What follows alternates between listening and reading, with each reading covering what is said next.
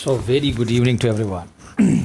आइए बाइबल पे चर्चा करेंगे और बाइबल के साथ जहाँ जहाँ पे कंपैरिजन हो पाएगा मैं गीता से कंपेयर भी इसमें करते चलूँगा इसी वीडियो में। ठीक है, ये न्यू टेस्टामेंट है, मैथ्यू 5:13, सॉल्ट एंड लाइट। सबसे पहले सॉल्ट की बात करते हैं।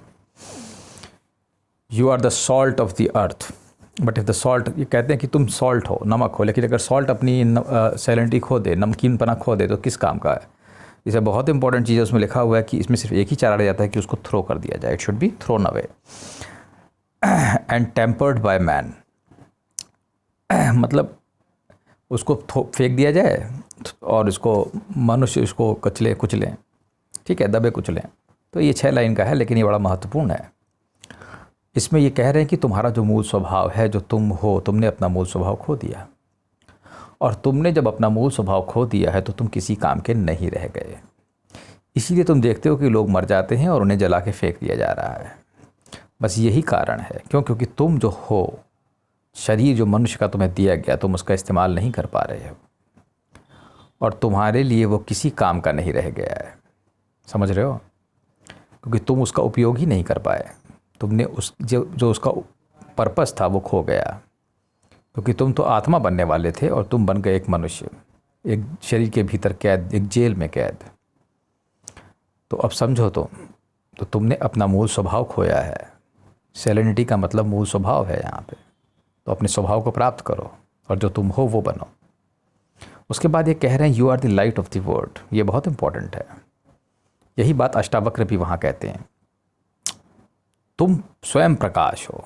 यही बात गीता में कृष्ण कहते हैं, तुम्हारे भीतर एक दीपक जलता है, हर जगह लाइट है। ठीक है, तो तुम लाइट हो, तुम आत्मा हो, तुम शरीर नहीं हो। ये बार बार कहा जा रहा है। Ask, seek and knock. पूछो लोगों से, परमेश्वर के बारे में पूछो, वो कहाँ मिलेगा। सीख, खोजो। लोग जंगल जाते हैं, जंगल नहीं, अंदर भी खोज सकते हो, बाहर भी खोज सकते हो, दोनों जगह मिलेगा वो, क्योंकि वो सब जगह स्थित है। और खटखटाओ तो वो तुम्हें दरवाजे खोलेगा वो तुम्हारे लिए। दरवाजे बहुत सारे हैं, the wide and the narrow gets.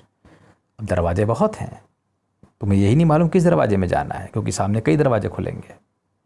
ठीक है, तो ज़रा ध्यान से छोटे वाले दरवाजे में जाओ। कूटस्थ की बात कर रहा है श्री कृष्ण। गीता में क्या कहा? कूटस्थ।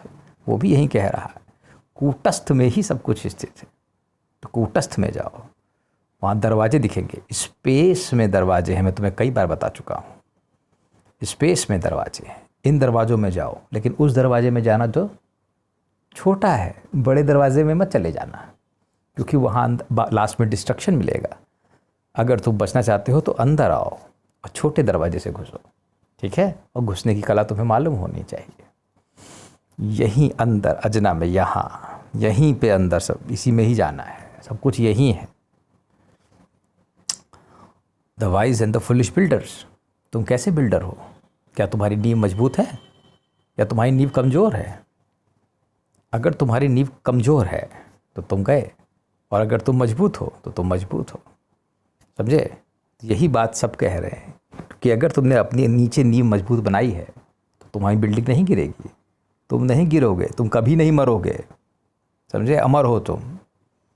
और अगर तुम्हारी बिल्डिंग कमज़ोर है, नीचे कुछ है ही नहीं, खाली हवा में खड़े कर दिए गए हो, तो तुम मर जाओगे। उसके बाद वो फेथ का महत्व बताते हैं। हमेशा याद रखना, चाहे किसी को भी इन्होंने हील किया हो जीसस ने, चाहे पैरालिटिक पर्सन हो, चाहे ब्लाइंड हो, चाहे डेफ हो, चाहे कोई भी हो, सिर्फ फेथ है शील्ड यू। ये ऑलवेज सेज, श्रद्धा, फेथ, आस्था और श्रद्धा ही सब कुछ है। वही पूरा परमेश्वर का खेल है, बाकी कुछ नहीं। इसलिए ध्यान रखना मेरी बात का।